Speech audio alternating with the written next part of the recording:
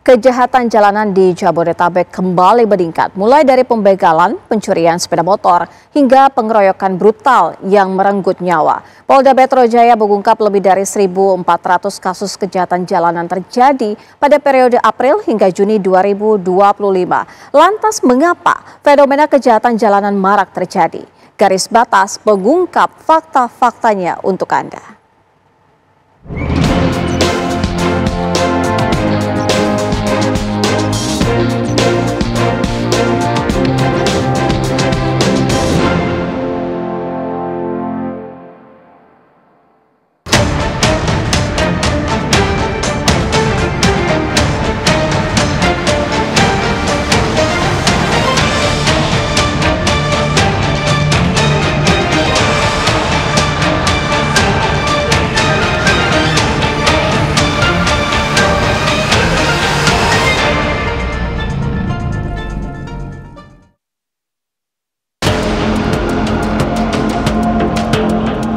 Kejahatan jalanan di kota-kota besar, khususnya di Jabodetabek, seakan tak pernah berhenti. Beragam aksi kriminal kembali menghantui masyarakat. Mulai dari pembegalan, pencurian kendaraan bermotor, hingga pengeroyokan yang merenggut nyawa. Terbaru, seorang remaja penyandang disabilitas dikeroyok warga di Karawang setelah dituduh maling, hingga mengakibatkan korban meninggal dunia. Kasus ini kembali menegaskan betapa rentannya warga terhadap kasus main hakim sendiri dan kekerasan jalanan. 4 tersangka datang menghampiri korban dan melakukan kekerasan fisik terhadap korban. Karena korban disangka maling oleh 4 tersangka tersebut. Atas kejadian tersebut, korban mengalami koma selama 7 hari dan setelah dilakukan perawatan di Rumah Sakit Umum Banyuasin, Purwakarta, korban dinyatakan meninggal dunia.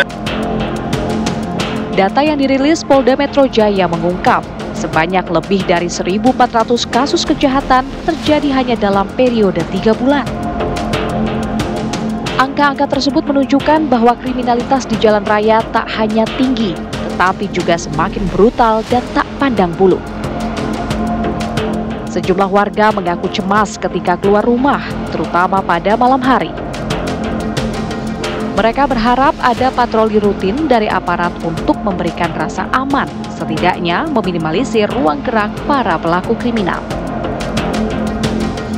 Mulai dari berita yang ada di sosmed, terus yang aku lihat di jalan-jalan, terus sebenarnya banyak sih Kak, yang aku lihat itu banyak banget.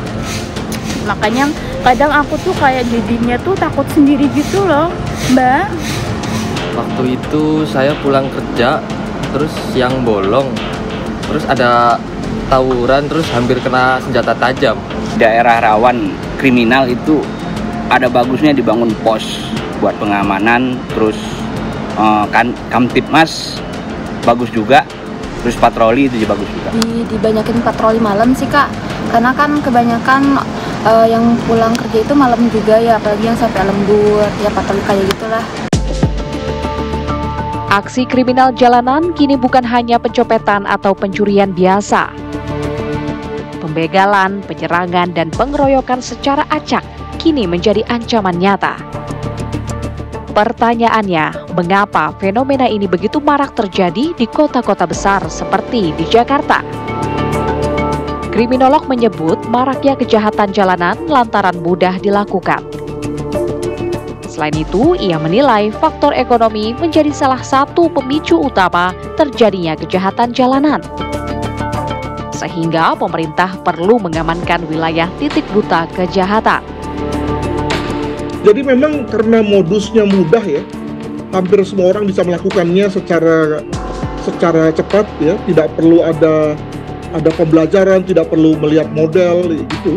Maka memang kita temui banyak pelaku-pelaku baru ya, pemain-pemain baru dalam konteks kejahatan jalanan, mulai dari begal, curi, pencurian kekerasan, pencurian pemberatan, bahkan sampai pada pembunuhan, di mana dilakukan oleh orang-orang yang baru main ya, langsung kemudian berani melakukan kejahatan jalanan yang sebetulnya kalau tertangkap itu hukumannya ngeri itu, yakni kena masa gitu ya. Memang di kota-kota besar atau di pinggir-pinggir kota itu masih banyak daerah-daerah yang sepi, gelap ya, dan tanpa pengamanan sama sekali. Dan saya pikir inilah yang menjadi PR dari pemerintah daerah ya, untuk melakukan satu pengisian ya, dengan cara memasang CCTV, memasang lampu-lampu jalan, menempatkan pos-pos ronda di ujung-ujung jalan misalnya, sehingga kemudian lalu daerah-daerah yang dikatakan sepi dan gelap itu kemudian menjadi terjaga gitu. Pengamat hukum pidana menyoroti, lemahnya sistem pembinaan narapidana membuat banyak residivis kembali mengulangi kejahatan yang sama.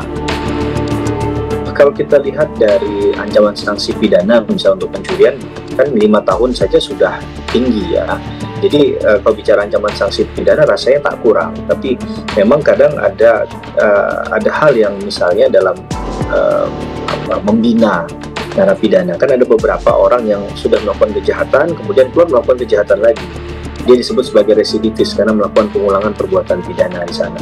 Nah, ini kan harus jadi catatan juga bahwa mereka-mereka yang melakukan kejahatan itu apakah memang baru pertama kali melakukan kejahatan atau mereka sudah sering kali melakukan kejahatan, sehingga yang harus dicari adalah letak dari koreksi juga dalam hal sistem peradilan pidana, khususnya dalam pembinaan narapidana.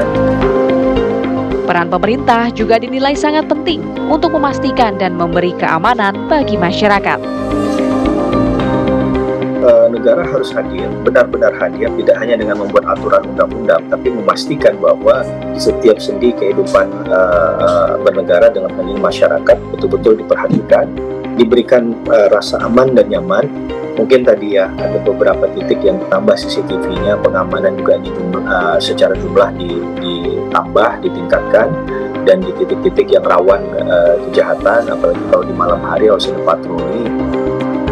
Dengan tingginya kasus kejahatan jalanan dan pola kekerasan yang semakin mengkhawatirkan, warga berharap pemerintah dan aparat keamanan dapat memperkuat pengawasan, terutama pada jam dan lokasi rawan. Kriminalitas mungkin tak dapat dihapus sepenuhnya, namun kehadiran negara diperlukan untuk memastikan masyarakat dapat beraktivitas tanpa dihantui rasa takut.